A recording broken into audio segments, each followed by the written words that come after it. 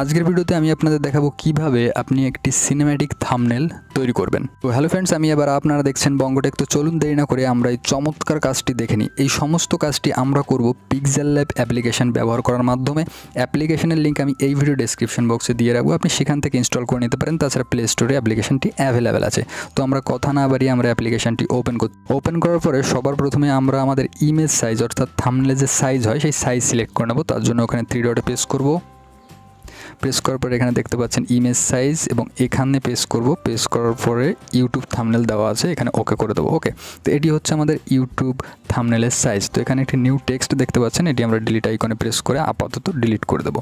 ঠিক আছে, তো এখন আমরা যে থাম্বনেলটি তৈরি করব তার ব্যাকগ্রাউন্ডে আমরা আমাদের পছন্দের ইমেজ কালার ব্যবহার করতে পারি। তো আমি একটি ইমেজ এখানে সেট করে নেব। তার জন্য এখানে প্লাস আইকনে প্রেস করব।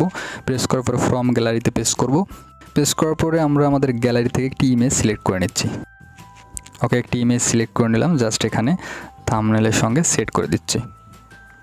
ওকে, তো এই ইমেজটি আপনি জাস্ট কাস্টমাইজ করতে পারেন, এর কালার একটু পরিবর্তন করতে পারেন, সেটি আপনার পছন্দের উপরে নির্ভর করে।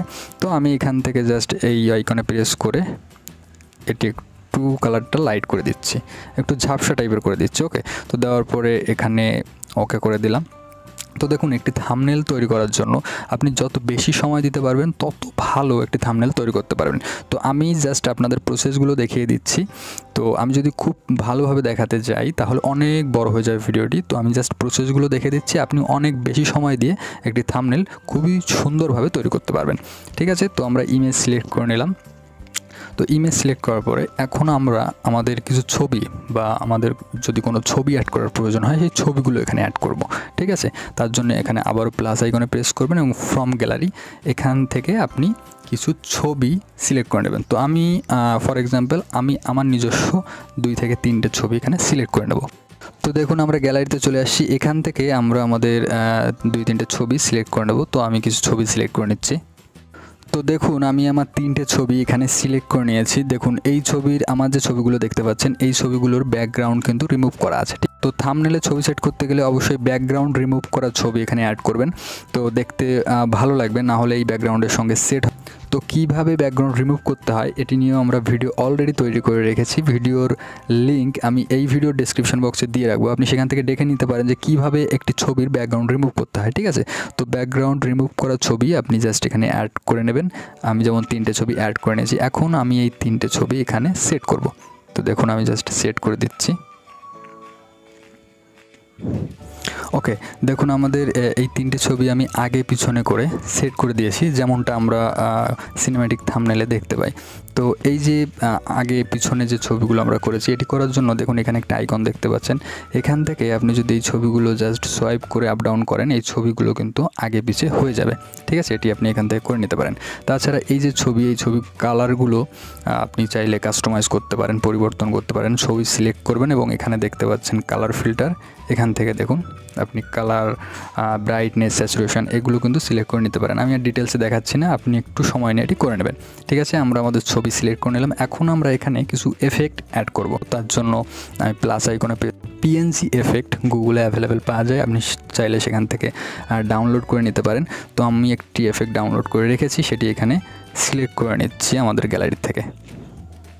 তো দেখুন, আমি একটু ব্ল্যাক পিএনজি এফেক্ট এটি অ্যাড করেছি।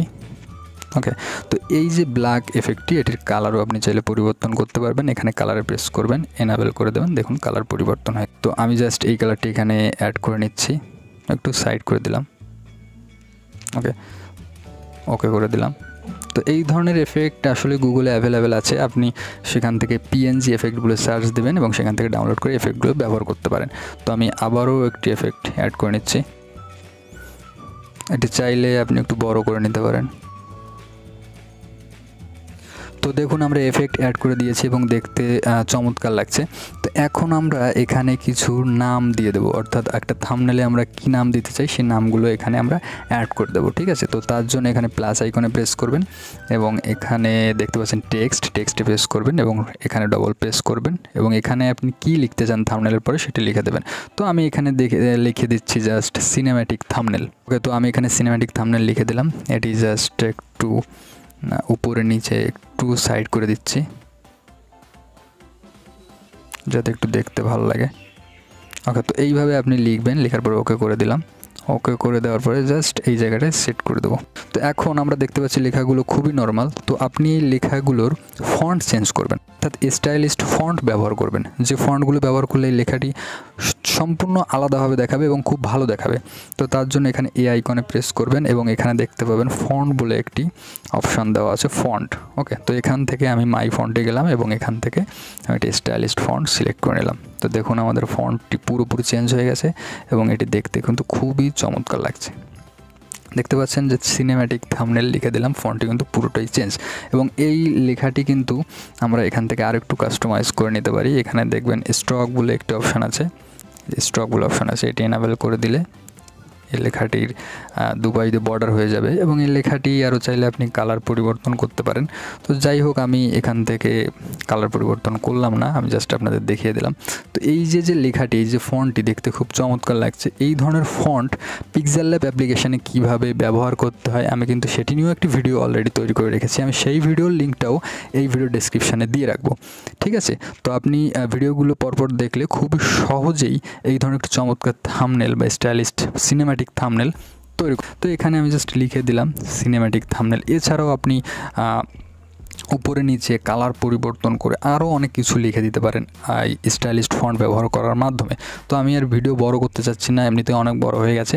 এই থাম্বনেলটি আপনি সেভ করার জন্য 3 ডটে প্রেস করবেন এবং এখানে দেখতে পাচ্ছেন এক্সপোর্ট ইমেজ, এখানে প্রেস করবেন এবং সেখান থেকে জাস্ট কাস্টমের এখানে প্রেস করবেন এবং এখান থেকে আলট্রাতে প্রেস করবেন, জাস্ট সেভ টু গ্যালারি।